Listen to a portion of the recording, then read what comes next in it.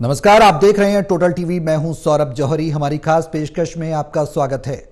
हरियाणा विधानसभा चुनाव को लेकर सियासी सरगर्मी तेज है। हरियाणा में एक के बाद एक सियासी उठापटक के बीच हर रोज नए प्रयोग देखने को मिल रहे हैं। कभी योजनाओं की घोषणा, कभी विपक्ष का सैनी सरकार पर आरोप, लेकिन इन सबके बीच निर्दलीय विधायकों की खींचतान भी देखी जा रही है। पहले भी निर्दलीय विधायकों के सरकार का साथ छोड़ने के बाद अब नैनपाल रावत भी सरकार के खिलाफ मोर्चा खोलते नजर आ रहे हैं। नैनपाल रावत सरकार के साथ छोड़ने की चेतावनी भी दे रहे हैं। ऐसे में सैनी सरकार इस विषम परिस्थिति में कैसे बाहर निकलेगी? सवाल यह भी कि नैनपाल के साथ छोड़ने के बाद सरकार की स्थिति पर क्या फर्क पड़ेगा, वो भी तब जब विपक्ष पहले ही सरकार के अल्पमत में होने का आरोप लगा रहा है। ये तमाम बड़े सवाल हैं।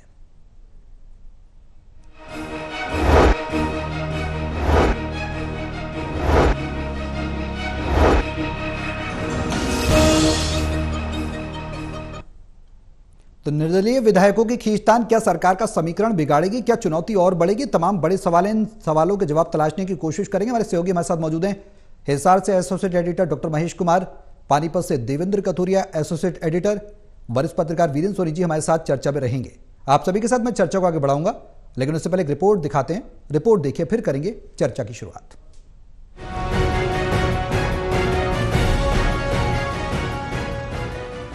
हरियाणा की नायाब सैनी सरकार की मुश्किलें फिर से बढ़ सकती हैं। पहले से ही अल्पमत में बताई जा रही सैनी सरकार से अब पर्थला के निर्दलीय विधायक नैनपाल रावत नाराज हो गए हैं। बताया जा रहा है कि निर्दलीय विधायक हरियाणा सरकार के अफसरों की कार्यशैली से खफा हैं। नैनपाल रावत का कहना है कि वो इस बारे में गुरुवार को प्रेस कॉन्फ्रेंस करेंगे। रावत ने कहा कि सरकार अफसरों पर लगाम लगाने में नाकाम रही है। अब नैनपाल रावत कल यानी गुरुवार को चंडीगढ़ में प्रेस कॉन्फ्रेंस कर अपनी अगली रणनीति का खुलासा करेंगे। वहीं बीजेपी के राज्यसभा सांसद सुभाष बराला ने कहा कि रावत भाजपा का साथ कभी नहीं छोड़ सकते। ये पूरा मामला सीएम के संज्ञान में है।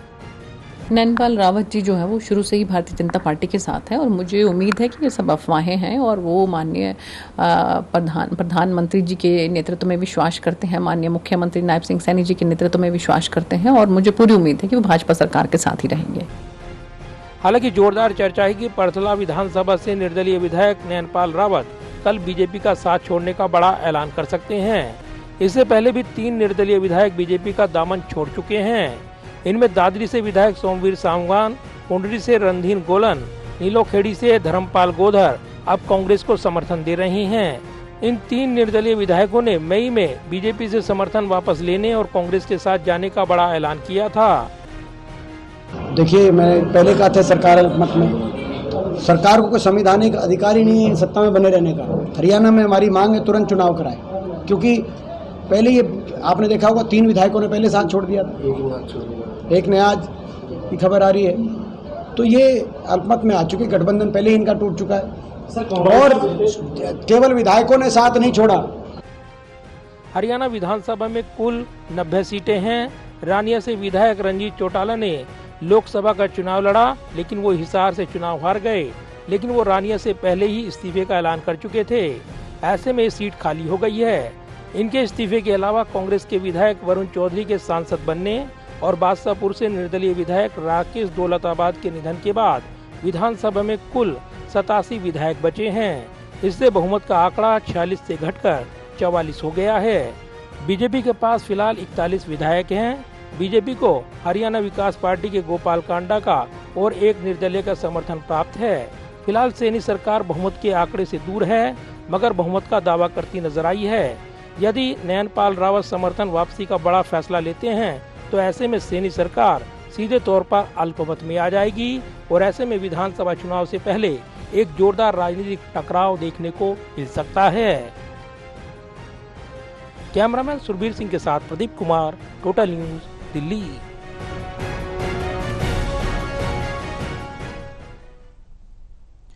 तो निर्दलीय क्या आप सरकार का समीकरण बिगाड़ेंगे, सरकार की मुश्किलें बढ़ाएंगे? ये सवाल लगातार बरकरार है, क्योंकि विधायकों की, निर्दलीय विधायकों की जो नाराजगी उभरकर सामने आई है वो भी एक बड़ी वजह है। देवेंद्र, क्या लग रहा है, निर्दलीय जिस तरीके से मोर्चा खोले हुए ऐसे समय में नजर आ रहे हैं जब सरकार को सबसे ज्यादा जरूरत है समर्थन की, और उस वक्त ये नाराजगी, अविश्वास क्या कहता है? देखिए सौरभ, अंग्रेजी में एक कहावत है, miss Fortune never comes alone. जब मुसीबतें आती है तो चौतरफा आती है, परेशानियां चौतरफा आती है, कई बार चाहे आदमी हो चाहे कोई पार्टी हो। तो जिस तरीके से पहले एंटी इनकम्बेंसी से जूझ रही है बीजेपी, हालांकि अभी पूरे मुकाबले में है बीजेपी कांग्रेस, लेकिन बीजेपी की परेशानी इसलिए बढ़ी हुई है, जैसे अल्पमत में सरकार का होना, अचानक मुख्यमंत्री का बदलना, अचानक जो पिछले मुख्यमंत्री थे उनके फैसले बदलकर वो फैसले लागू करना जो जनता चाहती है, जो हितैषी माने जाते हैं। और अब अचानक अल्पमत वाला जो मामला था वो भी ठंडा पड़ा था। ये स्थिति सौरभ बिल्कुल वैसी है जैसे लोकसभा चुनाव से पहले मनोहर लाल सरकार का अल्पमत में आना था, फिर नायब सिंह सैनी पर शिफ्ट हो गया, अब फिर विधानसभा चुनाव है तो फिर अब ये अल्पमत का एक नया बखेड़ा खड़ा हो गया है। तो बीजेपी की चुनौतियां एक तरह से बढ़ रही हैं। और कांग्रेस के लिए ये है कि कांग्रेस हर वो स्थिति चाहती है या हर वो कदम उठा रही है जिससे बीजेपी सरकार की परेशानियां बढ़े। तो अल्पमत वाला जो मसला है अब उसको फिर हवा दी जा रही है। और नयनपाल रावत कह रहे हैं प्रेस कॉन्फ्रेंस करूंगा, समर्थन वापस लूंगा। तो हो सकता है कि ये स्थितियां जो थोड़ा सा बेकाबू होती जा रही है, इनको देखने के बाद कोई और परेशानी भी बीजेपी के सामने खड़ी हो जाए। हालांकि बीजेपी पूरी तरह सक्षम है, संगठन मजबूत है, पूरी फौज है नेताओं की, कार्यकर्ताओं की कांग्रेस के मुकाबले। लेकिन चूंकि कांग्रेस को अब संभावनाएं नजर आ रही है, एक अवसर नजर आ रहा है सत्ता में लौटने का, तो इस तरह की घटनाएं जो है बीजेपी को थोड़ा सा चिंता में डाल सकती है, परेशान कर सकती है। लेकिन कांग्रेस इस तरह की घटनाओं को अपने सियासी फायदे का सौदा मान रही है। तो अब देखते हैं क्या होता है, कल वो क्या प्रेस कॉन्फ्रेंस में ऐलान करते हैं। हो सकता है इसके साइड इफेक्ट भी आगे कुछ नजर आए। ठीक है, महेश, क्या वजह है जो अविश्वास पैदा हो रहा है? 3 निर्दलीय विधायक पहले भी सरकार का साथ छोड़ चुके हैं, सैनी सरकार का, और अब चौथा नंबर भी और चौथा नाम भी निकलकर सामने आ रहा है और उस पर चर्चा भी चल रही है। ऐसे में सैनी सरकार के लिए मुश्किलें बढ़ती नजर आ रही हैं।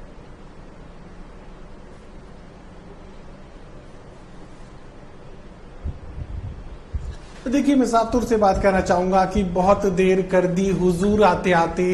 ये जो अफसर हैं काम नहीं कर रहे हैं, अफसरशाही जो है गलत दिशा में काम कर रही है। ये तमाम वो चीजें हैं कि जो चुनावी मौसम में चुनाव से ठीक पहले यहाँ निर्दलीय विधायकों को समझ में आ रही है। दरअसल पूरा का पूरा कार्यकाल वो खत्म कर चुके हैं। और अब मैं यकीनन ये बात कह सकता हूं कि ना तो भूपेंद्र सिंह हुड्डा, ना तो कांग्रेस पार्टी अब चाहे सरकार अल्पमत में हो, ना तो सरकार को गिराना चाहते हैं और ना ही किसी और तरह का कोई शक्ति प्रदर्शन अब कांग्रेस पार्टी को करना है। दरअसल कांग्रेस पार्टी क्या चाहती है कि भारतीय जनता पार्टी को किसी भी तरीके से उलझाए वो रखें। और यही रणनीति यहाँ पर भारतीय जनता पार्टी की भी है। भारतीय जनता पार्टी भी सुनिश्चित कर रही है कि चाहे नया गठबंधन कोई कायम करवाया जाए या कोई एक नई परिस्थिति ऐसी कायम की जाए जिससे एंटी इनकम्बेंसी वाला जो वोट है, जिसका ध्रुवीकरण लोकसभा चुनाव में कांग्रेस पार्टी के समर्थन में देखने को मिल रहा था, एंटी बीजेपी वोटों का किसी भी तरीके से कोई भी तौर तरीका ऐसा इख्तियार किया जाए जिससे एंटी बीजेपी वोटों का बंटवारा हो जाए, उसका ध्रुवीकरण नहीं होने पाए। ये परिस्थिति सुनिश्चित करने की कोशिश भारतीय जनता पार्टी कर रही है। भारतीय जनता पार्टी हर वो कोशिश कर रही है जिससे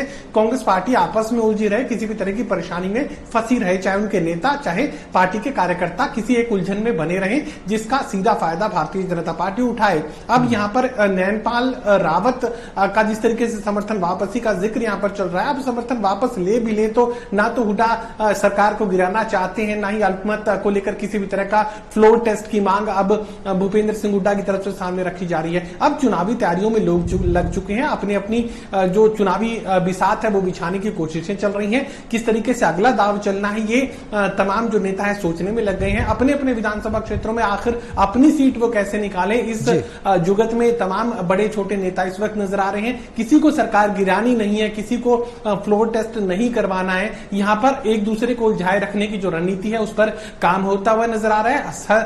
हर नेता अपने अपने विधानसभा क्षेत्र में अपनी चुनावी जुगत में लगा हुआ है। यहाँ सरकार गिराने, सरकार बनाने जैसा कुछ भी नहीं है। सिर्फ ये कह सकते हैं कि ये जो निर्दलीय विधायकों के समर्थन वापसी का जिक्र भी यहाँ पर चल रहा है। दरअसल भारतीय जनता पार्टी उन्हें टिकट देने के लिए तैयार ना हो, कांग्रेस पार्टी के साथ कोई डील ना हो, निर्दलीय दोबारा चुनाव लड़ना उनके लिए मुश्किल होता है, तो कुछ ना कुछ ऐसा प्रपंच इन तमाम निर्दलीय विधायकों को करना ही होता है। या तो किसी पार्टी के समर्थन में जाने के लिए उन्हें ये सब कुछ करना पड़ता है, या तो मौजूदा जो सत्ता दल है वो ये सुनिश्चित करे कि आगे उनको टिकट वो देने जा रहे हैं, आगे टिकट किसका लें, ये सबसे बड़ी चुनौती होती है। क्योंकि निर्दलीय एक बार तो चुनाव लड़ लिया, किसी भी परिस्थिति के साथ वो जीत भी गए, लेकिन दोबारा से निर्दलीय चुनाव जीतना बेहद दुश्वार हो जाता है। और इसी परिस्थिति से निकलने की कोशिश इन तमाम निर्दलीय विधायकों के आने वाले दिनों में आप देखेंगे कि और भी विधायक इस तरह की भाषा बोलते हुए नजर आएंगे।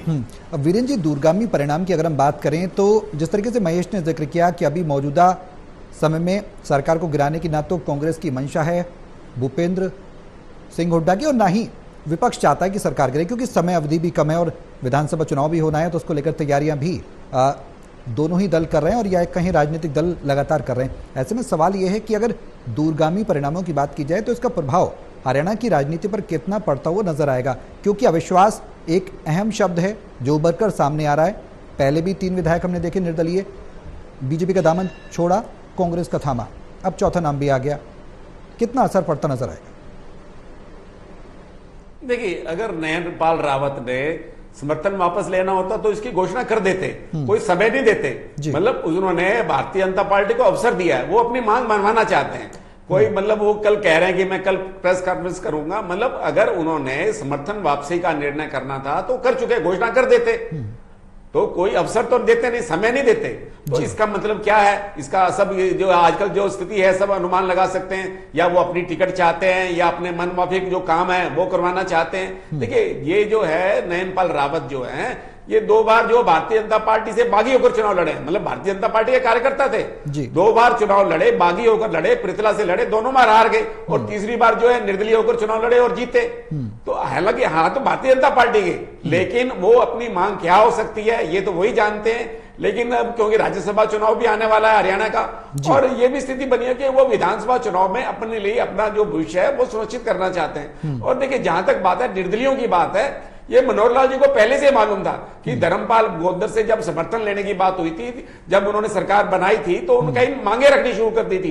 तभी मनोहर लाल जी को इस बात का आभास हो गया था कि निर्दलियों के सहारे हम सरकार नहीं चला सकते, ये लोग ब्लैकमेल करेंगे, रिक्त प्रति नई नई मांगे आएंगी। तो इसलिए वो जननायक जनता पार्टी के समर्थन की ओर गए, तो जननायक जनता पार्टी का समर्थन लिया ताकि निर्दलियों के दबाव में पार्टी नहीं आए। और देखिए, जहां तक ये बात है, अब किरण चौधरी है, वो हालांकि भारतीय जनता पार्टी में शामिल हो चुकी है, लेकिन उन्होंने विधायक से अभी इस्तीफा नहीं दिया विधानसभा से। और देखिए, चौधरी रंजीत सिंह हैं, वो हालांकि मंत्री बने हुए हैं, देखिए विधानसभा से सीट से इस्तीफा दे चुके हैं, क्योंकि निर्दलीय थे, भारतीय जनता पार्टी में शामिल हुए थे, इस्तीफा देना उनकी मजबूरी थी। मंत्री रह सकते हैं, मंत्री रहने में कोई आपत्ति नहीं, 6 महीने के लिए कोई भी मंत्री रह सकता है, लेकिन जब वो विधानसभा से इस्तीफा दे चुके हैं तो उनकी शपथ दोबारा होनी चाहिए, मंत्री के रूप में उनकी शपथ दोबारा होनी चाहिए। तो इस तरह की नैतिकता की बातें। और देखिए, जो जहां तक कांग्रेस की बात है, तो कांग्रेस भी नहीं चाहती। देखिए, कांग्रेस ने अगर किरण चौधरी की सदस्यता रद्द करने के लिए स्पीकर को नोटिस दिया जाता है, नोटिस नहीं दिया जाता, नोटिस दिया है। देखिए, जो भारत भूषण बत्रा है, आफ्ताब अहमद है, कानून के ज्ञाता हैं, लेकिन उनको भी मालूम है कि वहां याचिका डाली जाती है, स्पीकर के पास याचिका एक प्रपत्र होता है, उस पर याचिका डाली जाती है, इसलिए स्पीकर ने उनका नोटिस रद्द कर दिया। नोटिस का कोई महत्व नहीं है। तो इससे मतलब साफ है कि कांग्रेस के लोग भी ये नहीं चाहते कि यहां वहां पर कोई ऐसी स्थिति पैदा हो, क्योंकि वो भी नहीं चाहते। इसलिए अगर उनको मालूम होता तो पहले से ज्ञान था, तो इसलिए वो याचिका डालते। और याचिका जो है, स्पीकर का ये विशेषाधिकार है कि उस पर कितना समय लगाए, कैसे करे। तो ये कुल मिला के बात बिल्कुल कि कांग्रेस भी ऐसा स्थिति नहीं चाहती कि ये सरकार अभी गिरे। वीरेंद्र जी, सवाल ये कि दीपेंद्र हुड्डा कह रहे हैं कि सरकार के प्रति अविश्वास है, सरकार की कार्यप्रणाली पर भी कई सवाल दीपेंद्र हुड्डा खड़े करते नजर आ रहे हैं। अब सवाल यह है कि जो नाराजगी विधायकों की है और जो निर्दलीय विधायक है वो ये भी कह रहे हैं कि सरकार से सहयोग नहीं मिल रहा। ऐसे में कहीं ना कहीं कांग्रेस को एक हवा जरूर मिली है। देखिए, जो जितने भी निर्दलीय विधायक हैं अपना राजनीतिक भविष्य सुरक्षित करना चाहते हैं, चाहे कांग्रेस में जाएं चाहे भारतीय जनता पार्टी में, अपनी टिकट की गारंटी चाहते हैं। तो ये बात निश्चित है कि भारतीय जनता पार्टी कोई आश्वासन देने की स्थिति में नहीं है, और कोई हर एक के अपने अपने व्यक्तिगत काम भी हो सकते हैं, प्रशासनिक काम भी हो सकते हैं। अगर ये स्थिति थी, अगर सुनवाई नहीं हो रही थी, अफसरशाही उनके कहना नहीं मान रही थी, उनके मन मुताबिक काम नहीं हो रहे थे, तो अब ये समय क्यों चुना? वो तो पहले भी जा सकती। बिल्कुल, जब 3 विधायक तब गए थे तब भी नहीं, तब नयनपाल रावत ने कहा था कि मैं तो सरकार के साथ खड़ा हूं। और ये देखना, कल भी ऐसी स्थिति पैदा होगी, वो भी मान जाएंगे। हालांकि देख लिया, आज जो भी है, सुनीता दुग्गल जी ने भी कहा है और सुभाष बराला जी ने भी कहा है, क्योंकि वो भारतीय जनता पार्टी से पुराना संपर्क रहा है। और ये भी देखिए भारतीय जनता पार्टी में स्थिति दिन ब दिन बदलती भी जा रही है। जो हलोपा के विधायक हैं गोपाल कांडा, आज जो हरियाणा के प्रभारी हैं धर्मेंद्र प्रधान से मिले हैं, अशोक तंवर भी मिले हैं, तो दिन ब दिन स्थिति बदलती जा रही है। हरियाणा की जो अब चुनाव नजदीक है तो सभी अब अपना विधानसभा चुनाव के लिए अपनी अपनी रणनीति बनाने में लगे हैं, तो इसमें कोई बुराई भी नहीं है। अगर नयनपाल रावत अपनी टिकट के लिए अगर बात कर रहे हैं तो इसमें कोई बुराई भी नहीं है। हर कोई अपनी राजनीतिक महत्वाकांक्षा रखता है। बिल्कुल। देवेंद्र, जिस तरीके से वीरेंद्र जी बता रहे हैं कि अगर जाना होता या साथ छोड़ना होता, दामन छोड़ना होता, तब तक ऐलान कर दिया गया होता। ये जो महत्वाकांक्षा है, क्या ये उसका एक छोटा सा ट्रेलर इसे कहा जा सकता है कि सरकार हमारी बात मान ले? टिकट का जिक्र भी वीरेंद्र जी ने किया। क्या इस तरीके के दबाव की राजनीति जो कर रहे हैं निर्दलीय, उसमें सरकार का रुख क्या रह सकता है? देखिए सौरभ, दो तरह की चीजें हैं। एक तो ये है कि वो टिकट की गारंटी चाहते हो या उनको पुचकारा जाए, मनाया जाए कि आप घबराइए नहीं, आपको पार्टी एडजस्ट करेगी, टिकट देगी। एक तो ये है कि एक पार्टी का टिकट होना अपने आप में एक बड़ा उपयोगी एक रास्ता होता है किसी के भी लिए, जो निर्दलीय हो या जिसको ये हो कि मैं टिकट नहीं है तो लड़ू कैसे, तो उसको एक दिशा मिलती है कि एक पार्टी के टिकट पे कोई भी उम्मीदवार पार्टी के टिकट से हुआ, आप सुनिए 15-20 हजार से तो उसकी गिनती शुरू होती है। दूसरा ये होता है, मैंने कई सरकारों में देखा है अंतिम समय, जैसे ये विधानसभा चुनाव नजदीक है, कोई विधायक कोई सरकार से बड़ा काम चाहता है, कोई ऐसा काम जो बहुत बड़ा, आप समझ लीजिए उस तरह के बड़े काम किन स्थिति में और कैसे होते हैं। तो हो सकता है दबाव बनाने की कोशिश हो, कोई ऐसा काम अटका हो और वो चाहते हैं कि आगे पता नहीं क्या हो, मेरा ये काम कर दे, दबाव बनाया जाता है। एक बार कांग्रेस सरकार के भी किसी बड़े विधायक ने दबाव बनाया था और सरकार को संकट में डाला था, उसको फिर पुचकारा गया, मनाया गया, बाद में पता लगा, ये आसपास की बात है पानीपत के, उन्होंने मतलब रिजाइन कर दिया, तो बाद में पता लगा कि कोई उनका गुड़गांव में कोई बड़ा काम अटका हुआ था, जो बहुत, जिसको बड़ा काम कहते हैं, जो ऐसे नहीं होते काम, उस तरह का काम है। फिर उनको वो काम करके किसी तरीके से सेट किया गया, मनाया गया। तो विधायकों के साथ ये होता है, आखिरी दिनों में जब चुनाव नजदीक हो तो उनको लगे कि उनका एक वोट या एक विधायक की गिनती बहुत अहम है, अहमियत रखती है, तो उस तरह की चीजें वो कुछ शायद दबाव बनाकर हाँ करवाना चाहते हैं और वो काम को सिरे चढ़ाना चाहते हैं। मेरे को लगता है इस तरह की भी कोई हो सकती है, क्योंकि फरीदाबाद, पृथला, दिल्ली एनसीआर का शहर है, बहुत बड़े बड़े काम होते हैं, कुछ ऐसे काम होते हैं जो अंदरूनी तौर पे जिसको हम बड़ा काम मानते हैं और मुश्किल काम होते हैं, आसान नहीं होते वो, लेकिन विधायक दबाव बना के या कोई बड़ा नेता पार्टी के खिलाफ जाके दबाव बनाता है और फिर उसको जब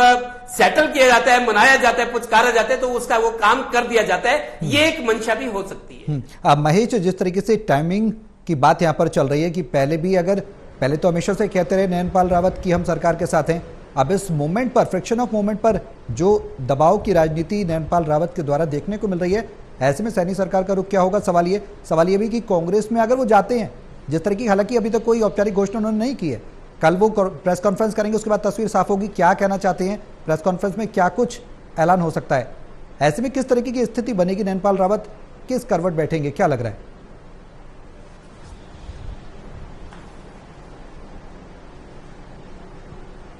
देखिए, भूपेंद्र सिंह हुड्डा का पहला बयान इस पूरे घटनाक्रम से पहले आया था, जिसमें वो कह रहे थे कि अगर सरकार बनाने की कोशिश कांग्रेस पार्टी करेगी तो फिर हॉर्स ट्रेडिंग जो है वो शुरू हो जाएगी, विधायकों की खरीद फरोख्त शुरू हो जाएगी। और अब भी वही परिस्थिति, अगर कांग्रेस पार्टी किसी भी तरीके से सरकार के साथ छेड़छाड़ करने की कोशिश करेगी, सरकार गिराने की कोशिश करे या उसे अल्पमत में साबित करने की कोई भी कोशिश अगर करती हुई नजर आई, तो तमाम जो विधायक इस वक्त कांग्रेस पार्टी के खाते में पाले में खड़े हुए नजर आ रहे हैं। हो सकता है कि फिर उनकी भी खरीद फरोख्त जो है भारतीय जनता पार्टी के रणनीतिकार शुरू कर दें। कांग्रेस पार्टी के रणनीतिकार ये लोग जानते हैं, खुद भूपेंद्र सिंह हुड्डा जानते हैं कि खरीद फरोख्त में आप तराजू लेकर मुकाबला भारतीय जनता पार्टी का नहीं कर सकते। तो ऐसे में यहां नयनपाल रावत को लेकर सिर्फ इतनी बात जो है कही जा सकती है कि जरूर वो सरकार पर दबाव बनाने की कोशिश कर रहे हैं, और जरूर ये भी नहीं है कि किसी जमीन से जुड़ा काम हो या कोई आमदनी से जुड़ा काम हो, ये भी हो सकता है कि वो टिकट के लिए किसी तरह का प्रेशर जो है भारतीय जनता पार्टी पर कायम करने की कोशिश कर रहे हो।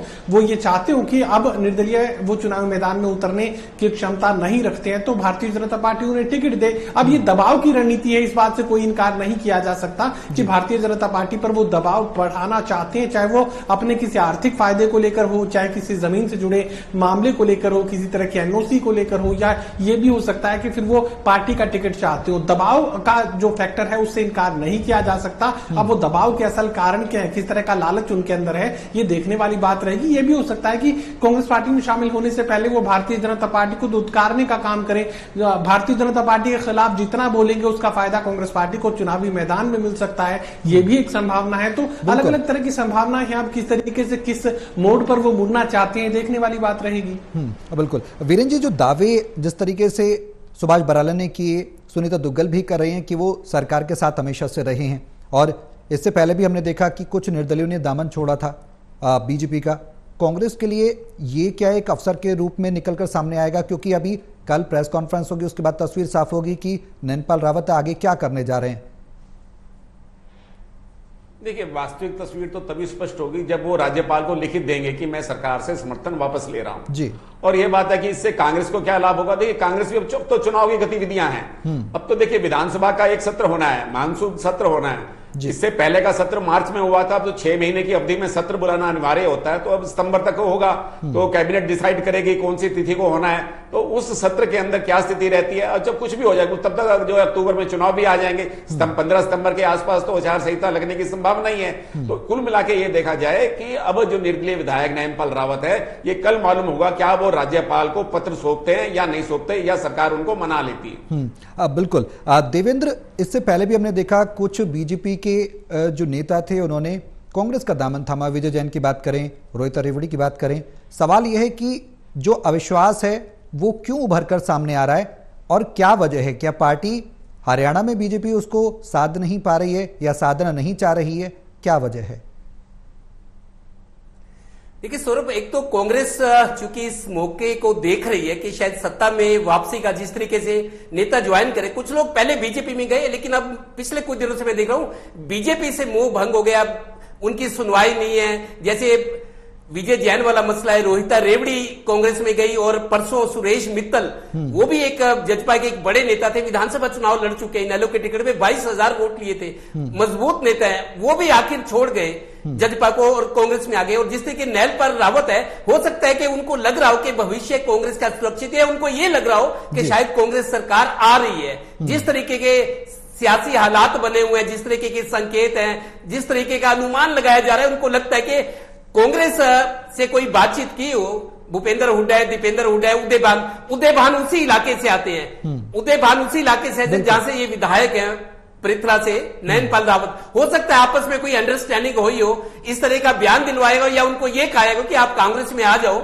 आपके हितों की सुरक्षा रक्षा हम करेंगे, आपको गारंटी देते हैं, मेरे ऊपर भरोसा रखिए आप। हो सकता है इस तरह की बात हो, उनको पाला बदलने के लिए मतलब तैयार किया जा रहा है, और कांग्रेस हर इस कदम के पीछे अपना फायदा देख रही है। और कांग्रेस को मजबूत कैंडिडेट चाहिए, जैसा भूपेंद्र हुड्डा उदय भान बार बार कहते हैं कि इस बार पिछले बार से परिपाटी से हटके मजबूत जिताऊ चेहरे को टिकट दिया गया, लेकिन उसका चरित्र और उसका पृष्ठभूमि छवि साफ हो, जिताऊ चेहरा हो, हम उसको टिकट देंगे, अब कोई सिफारिश नहीं चलेगी। और उदय भान, भूपेंद्र हुड्डा, दीपेंद्र हुड्डा, कांग्रेस हाईकमान को भी पता है एक अच्छा मौका कांग्रेस के हाथ में है सत्ता में लौटने का हरियाणा में। तो मेरे को लगता है उपाय और कदम तो उठाए जा रहे हैं और हर वो काम किया जा रहा है जिससे बीजेपी को कड़ा मुकाबला दिया जा सके, बीजेपी की विकेट गिराई जा सके, बीजेपी को बैक फुट पर लाया जा सके। कांग्रेस इस तरह की रणनीति को भी अपनी आगे बढ़ा रही है। महेश, जो स्थिति अब है, जिस तरीके से देवेंद्र ने भी बताया कि पृथला विधानसभा उदय भान की नजदीकियां, ये तमाम सवाल मजबूती की बात करें तो अगर परिस्थिति विपक्ष के पक्ष में बैठती है या फिर कुछ और बड़ा ऐलान होता है जो सरकार के विपरीत होता है, हालांकि इसकी तस्वीर कल ही साफ हो पाएगी, लेकिन उस समय के समीकरण क्या होंगे? क्या कांग्रेस को इनकी जमीनी जितनी भी मजबूती है उसका फायदा मिलेगा, जो जुड़ा हो उसका फायदा मिलेगा? अगर होता है तो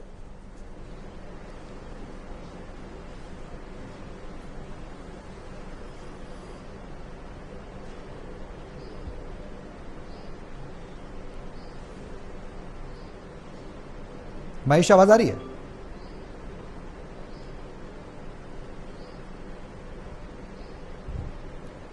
चलिए एक बार सवाल फिर से दोहराने का काम करें।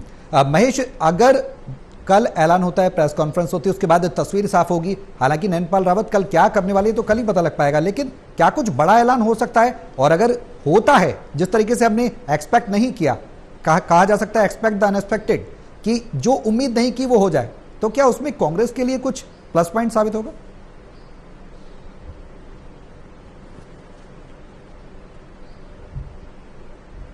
देखिए, कांग्रेस के लिए प्लस पॉइंट का अगर आप जिक्र करें तो नैनपाल रावत अगर ये कह दें कि वो भारतीय जनता पार्टी से अपना समर्थन वापस ले रहे हैं और कांग्रेस पार्टी के साथ वो जा रहे हैं, आगे की राजनीति वो कांग्रेस पार्टी के साथ करेंगे, इतना जरूर होगा कि हरियाणा प्रदेश में एक संकेत जाएगा, एक मैसेज जाएगा। मैसेज ये कि भारतीय जनता पार्टी अब डूबता जहाज है और कांग्रेस पार्टी एक बार फिर से सत्ता की तरफ बढ़ती हुई नजर आ रही है। लोग संभावनाएं देखते हैं और राजनीति से जुड़े लोग अपने भविष्य को सबसे पहले सुनिश्चित करने की कोशिश करते हैं। अब नैनपाल रावत को लेकर ये एक कॉमन मैसेज जो है हरियाणा प्रदेश के लिए कायम होगा कि भारतीय जनता पार्टी के जो साथ खड़े थे वो भारतीय जनता पार्टी के जहाज से कूद रहे हैं और कांग्रेस पार्टी के जहाज पर लटकने की कोशिश कर रहे हैं, तो यकीनन फिर कांग्रेस पार्टी का जहाज जो है समंदर में अब तैरने वाला है, सत्ता तक पहुंचने वाला है। सिर्फ और सिर्फ ये मैसेज जो है नैनपाल रावत दे सकते हैं। अगर भारतीय जनता पार्टी के साथ बने रहे तो फिर ये मान लिया जाए कि किसी तरह का दबाव वो सरकार पर देना चाहते थे, कोई काम है जो वो करवाना चाहते थे, लेकिन अगर बीजेपी को नमस्ते कहकर वो कांग्रेस पार्टी में शामिल हो जाए तो फिर हरियाणा प्रदेश के लिए एक मैसेज जाएगा कि अब कांग्रेस पार्टी का अच्छा वक्त आने वाला है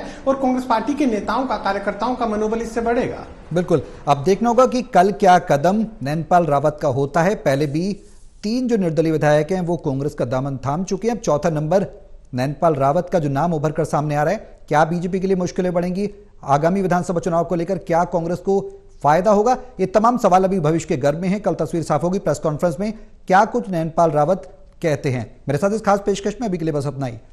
बहुत शुक्रिया आप सभी का हमारे साथ इस चर्चा में शामिल होने के लिए और यहां पर ब्रेक के लिए।